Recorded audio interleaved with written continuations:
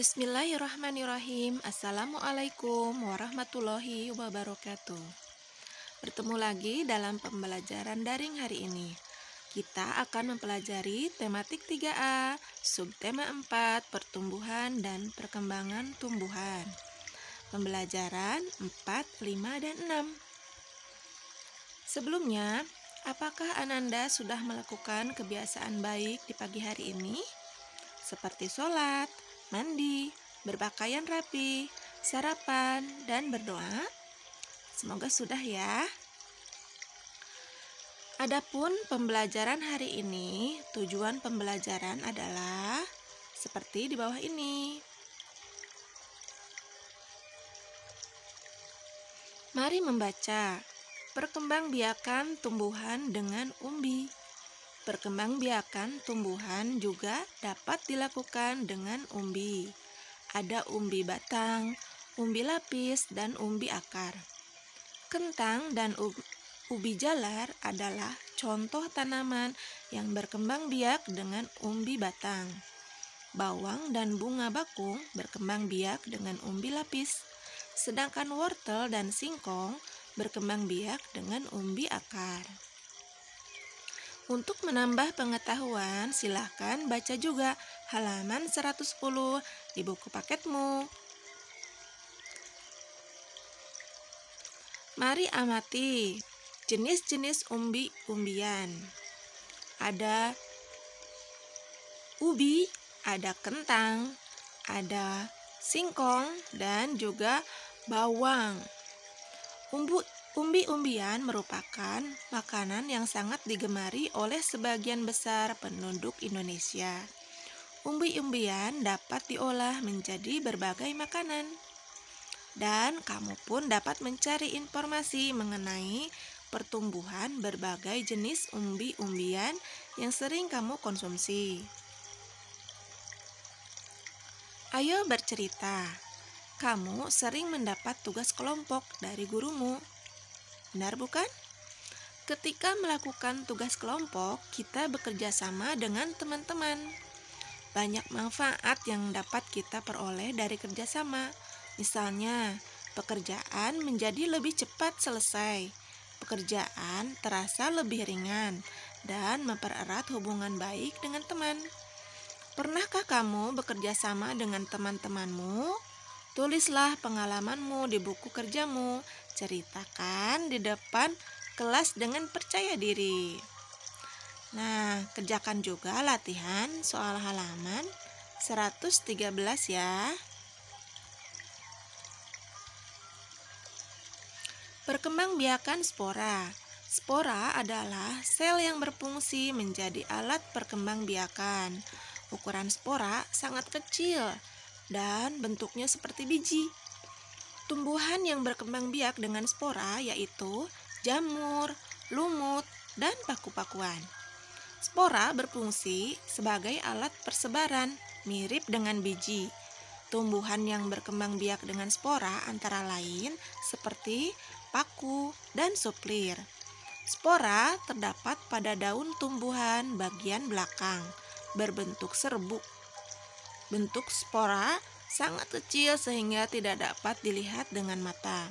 Spora dapat dilihat dengan bantuan alat yang disebut mikroskop. Perkembangbiakan tumbuhan juga dapat dilakukan dengan spora. Bacalah juga buku paketmu halaman 114. Ada percakapan antara Lani dan Nina. Mari menulis. Lani dan Nina saling bercerita tentang kebiasaan melestarikan lingkungan masing-masing. Sebagai bagian dari lingkungan, kita memiliki hak dan kewajiban yang harus dilaksanakan. Menjaga lingkungan merupakan salah satu kewajiban kita sebagai warga negara. Kita harus ikut serta dalam menjaga sumber daya yang ada. Ada beberapa cara yang dapat kita lakukan untuk melestarikan lingkungan, antara lain sebagai berikut: merawat tanaman, melakukan penghijauan, menjaga kebersihan dan keindahan lingkungan tempat tinggal. Nah, Sekarang tuliskan pengalamanmu melakukan kebiasaan menjaga dan melestarikan lingkungan di buku tulis. Mari berhitung. Contoh soal pembagian. 248 dibagi 4. Maka kita persiapkan kurung seperti kemarin. Angka yang besar di dalam kurung dan angka yang kecil sebagai angka pembagi. 24 dibagi 4, hasilnya berapa? Kita bisa cari hasil yang sama persis atau yang mendekati. Maka kebetulan angka 24 bisa dibagi dengan angka 4 dan hasilnya adalah 6. Jadi 24 dibagi 24, hasil perkalian dari 4 dikali 6, hasilnya adalah 0. Nah, kita turunkan kembali angka 8. 8 dibagi 4, maka hasilnya adalah 2. Kita simpan di atas dengan angka 6 tadi. Ya, maka hasilnya adalah 0. Jadi 248 dibagi 4 hasilnya adalah 62. Contoh soal cerita pembagian. Seorang petani memanen bunga mawar. Hasil panennya ada 141 tangkai bunga mawar.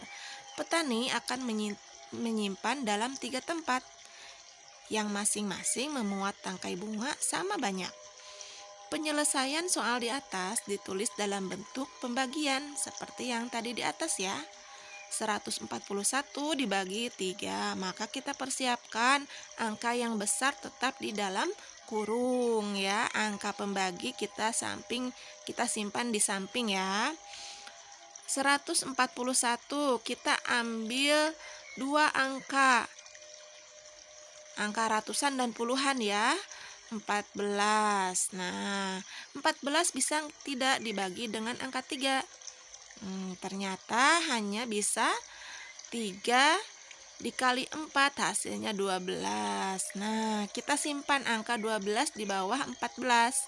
14 dikurangi 12 hasilnya adalah 20-an. Nah, kita turunkan angka satunya. Jadi angka 21. 21 dikurangi 21 bisa tidak dibagi dengan angka 3. Nah, ternyata bisa ya. 21 dibagi 3 hasilnya 7.